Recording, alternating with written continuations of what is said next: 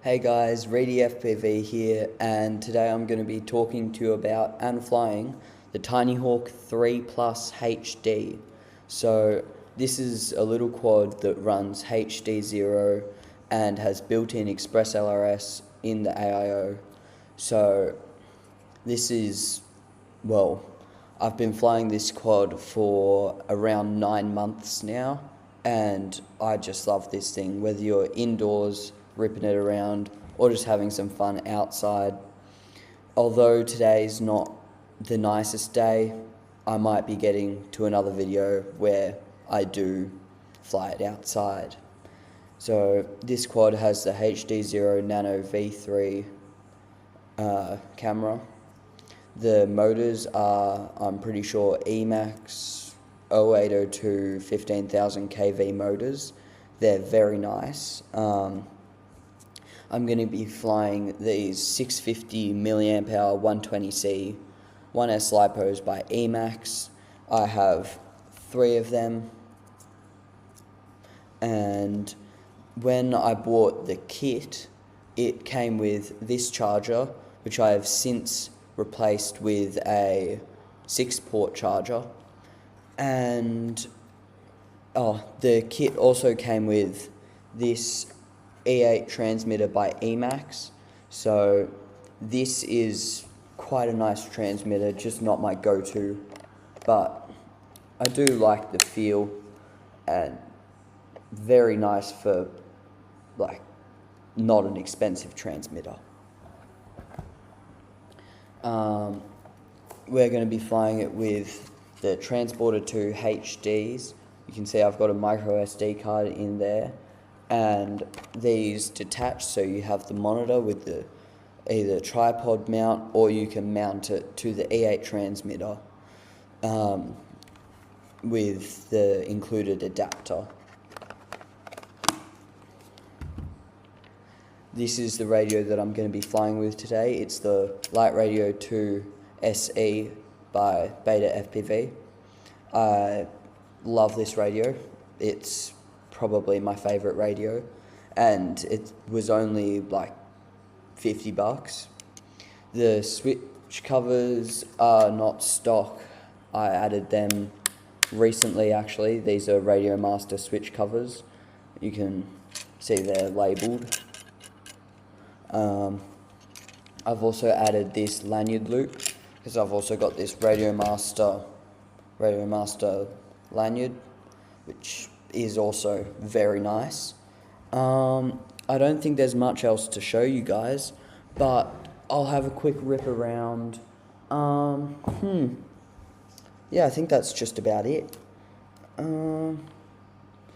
We've got, on the Transporter 2s, we've got the 3 focal lengths, I think they're called. I don't know.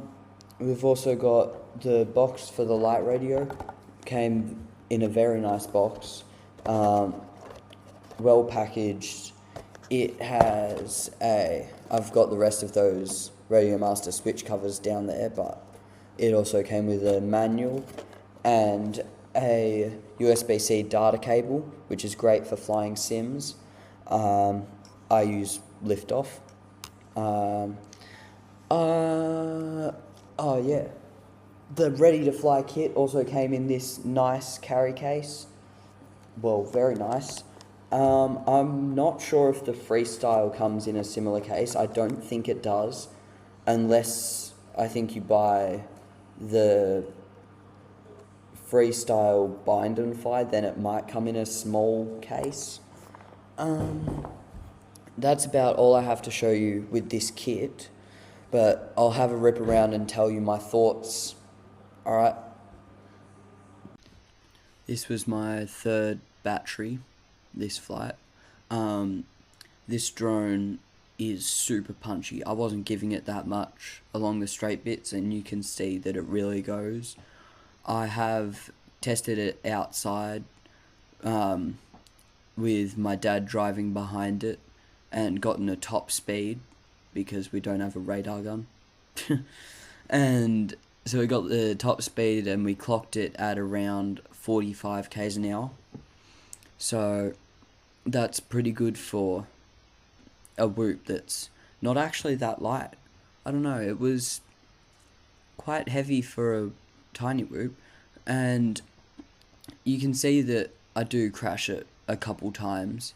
I don't know how many I do in this video, but there is another video where I do, yeah, that's the crash. Yeah, that's the really bad crash, and I was worried something had gone wrong, but nah, still perfectly fine. This thing, I've crashed it so many times. I did a range test a while ago. I'll probably post that video up. It's like mental how far this thing went. I don't know if it usually goes that far or if I'm just magic. So I think this is when I started actually giving it a bit more around the house. Still wasn't too much. My dog was barking at the door, so I don't think it's this video, but I went over and had a look, and so this drone, it flies amazing. I have tuned up the rates a bit, so the rates aren't stock. I can post the rates if anyone wants them, but they're actually pretty good rates. Also, when I was flying with the light radio too, I found that the gimbals actually felt really nice, and I know they're potentiometer gimbals, but one of them, the throttle / yaw stick, it failed a while ago. Like when I brought it down past the halfway mark, it'd jump up to full throttle and back down repeatedly just by itself. So I did have to purchase a new gimbal, and it is